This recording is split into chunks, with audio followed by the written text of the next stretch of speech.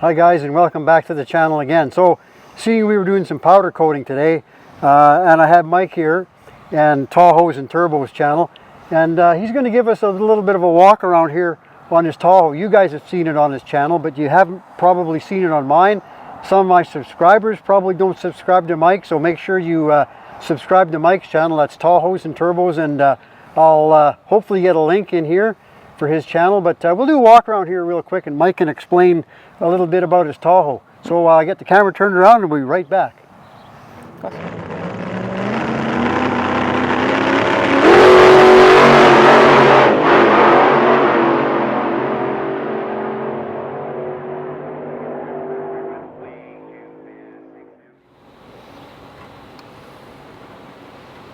Okay, Mike, you got your Tahoe here, and what year is this Tahoe? Well, first off, I'm Mike from the YouTube channel Tahoes and Turbos. This is my 1999 Chevy Tahoe. It used to be a Z71 lifted off-road, fun truck. As I've gotten older, my styles have changed quite a bit. So a few years ago, I had engine problems and decided to turn it into a little sleeper of a truck. Just when, about the time I started building this, the whole LS phase was starting to come about. People were doing other like square bodies and stuff like that, but nobody had done an OBS Tahoe yet. So about 4 years ago, actually to the date of this recording, I pulled this thing into the shop and began building probably what I believe to be the first LS swap Tahoe, if not around, but definitely on YouTube. There was no references or resources or nothing for this truck when I started this. The only thing you could get was a basic kind of wiring pinout type of thing on lt1.com about how to basically kind of butcher down the old harness and kind of blend in a new one, but nothing was actually like written in stone. Right. There weren't companies yet that made any swap harnesses. There were no companies yet that made swap kits, nothing like that. So I started this just to see, where we could go, see if I could help other people with their builds. And along the journey, we've, met awesome companies like ICT Billet, Holly, and they've actually. Yeah, while we're talking about that, why don't we open up the hood? Yeah, we'll pop the hood and show everybody what this Tahoe has under the hood, and Mike can maybe explain some more of this. It's a Chevy, so of course we just had the hood open not long ago, but now it's doing its Chevy stuff. But yeah, as you can see, ICT Billet we got collaborated together to basically make everything that was on the 5.7 originally bolt onto any LS motor. The brackets, as you can see, at the time this was all new technology. This was all new stuff like that. Now 4 years later, you go to car shows and I've seen this exact setup in more than 3 trucks. The exact setup, same headers, same paint job, same coil cover brackets, same front running pulley setup, like everything. And some of this stuff you said was kind of like the AC bracket and stuff. Some of this stuff was kind of prototype. It was 90% of it was first like straight up prototype, the 3D printing, and then sent off. The new brackets now for the air compressor is over more, just like I'd say like 3/4 of an inch. It comes a little bit in, right, and up.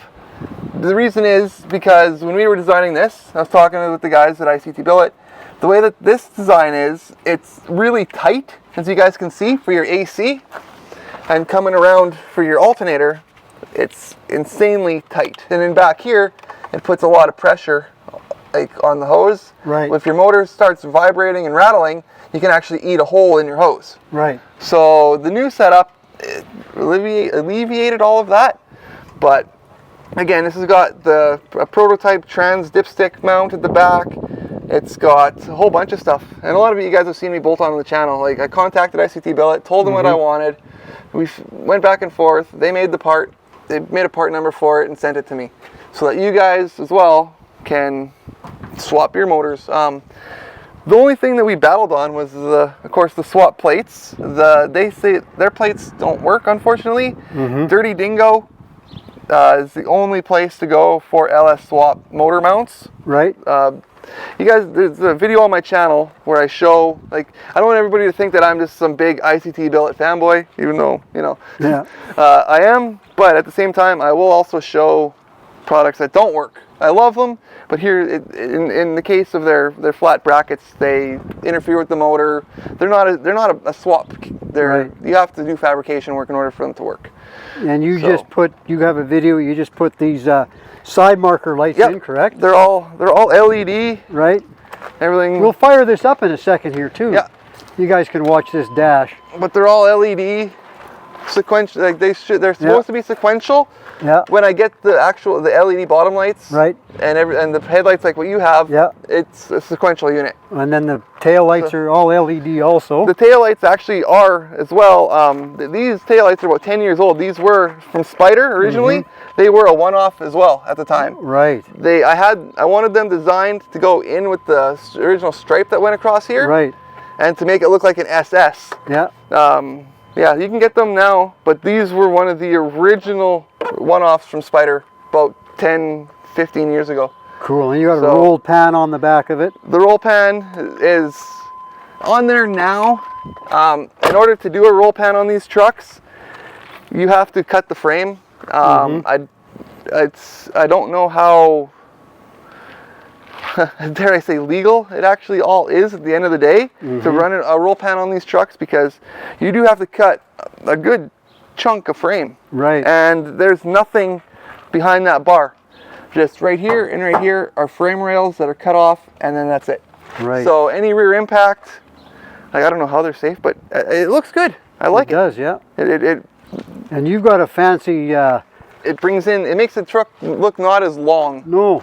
And you got a fancy dash in here too. I think people have seen that on your channel, but Yeah, you guys haven't seen it.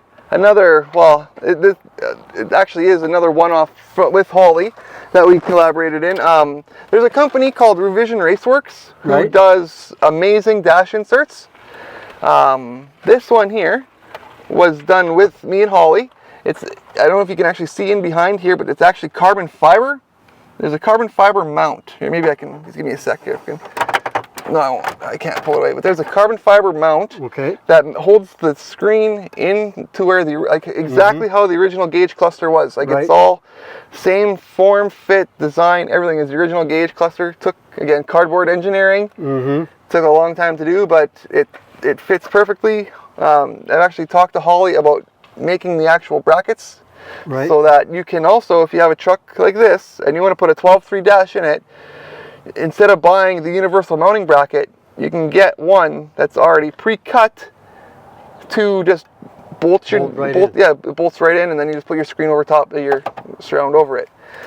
So, but that's again why, like, my channel takes a while to grow, because people don't see the behind the scenes of dealing when you start getting bigger and you get their attention. They want to start working with you. So, and then even with the dash there, I've got my computer sitting in the glove box there. Yeah.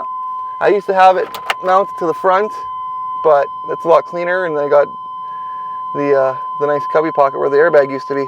Yeah, that's kind of neat. You can see that little pocket over there quick.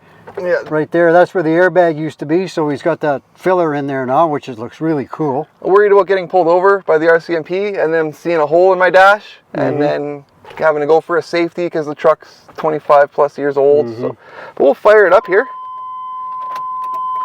It's got a full stainless steel exhaust, crossed it with an X-pipe and a Flowmaster Super 40, dumped to the factory tip, so it keeps it with that stock look. So, oh, it's got oil pressure today. This truck, a few months ago, I pulled it out. I was going to start driving it full time, and right when I was about to start driving it full time, I lost oil pressure. Right. So I parked it in the shop, bought another truck, started driving that around, and when I went to go work on this, it magically has oil pressure. So what do you do?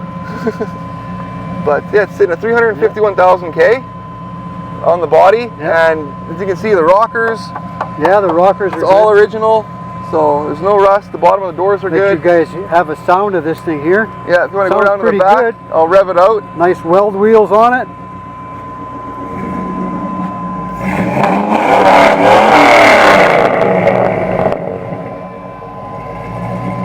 Sounds good. It does not sound like a truck. No. That's so eventually I'm going to do a big smoky burnout with it. I haven't yet. Just tires are expensive. Tires are expensive. Yeah, and the weld wheels look good. Yeah. Yeah, that's my favorite thing about the truck is the wheels, the dash, and well, the motor. Yeah. But she runs super smooth too, like. Yeah. No, it And runs considering good. the fact that I'm an auto body guy for trade and I have no mechanical tickets Right. at all. And I did this in my garage, as people have seen on the channel, with just basic hand tools. Right. And no prior knowledge. There was nothing at the time. No, turned out good. Yeah. So there we have Mike's truck. So, and it's quiet. And it's quiet. So guys, that's Mike's cool Tahoe here. And Not bad. Yeah. It's a work in progress. Eventually it's going to get turbos and stuff added to it. But for now, it's about 400, 500 horsepower, somewhere in there. Yeah. All-wheel drive. And we've driven it to Yeah. a couple shows. And it's actually pretty quick on the highway. that's cool. So, Yeah, it's always nice to do a bit of a walk around. And I know Mike doesn't have a dedicated walk around of his truck here. So no, that's one thing I haven't done. It's just been a No. whole collaboration. Eventually I'll do just another dedicated video of it. I have a video of what it took me to swap it, right. which is a very popular video on my channel. If you guys are also interested in how to swap an OBS or pretty much anything, LS swap anything, that video pretty much covers exactly what you need. The vehicle doesn't matter because all its wiring is the same. Right. So Yeah, it's always good to have a walk around of another YouTuber's vehicle, because a lot of YouTubers don't have a walk around of their vehicle. Yep. I know Gary the Gear came down and did a walk around of mine, and I did a walk around of his. So I did this yours is- at the car show. Yep, Yeah, and I'll be doing another one. That was really cool. So again, I want to thank Mike for letting me spend the day here with some powder coating. I and a walk appreciate you around coming. that. It's been awesome. And again, remember to like, share, hit that subscribe button, and we'll see you guys in the next one. Later. Bye now.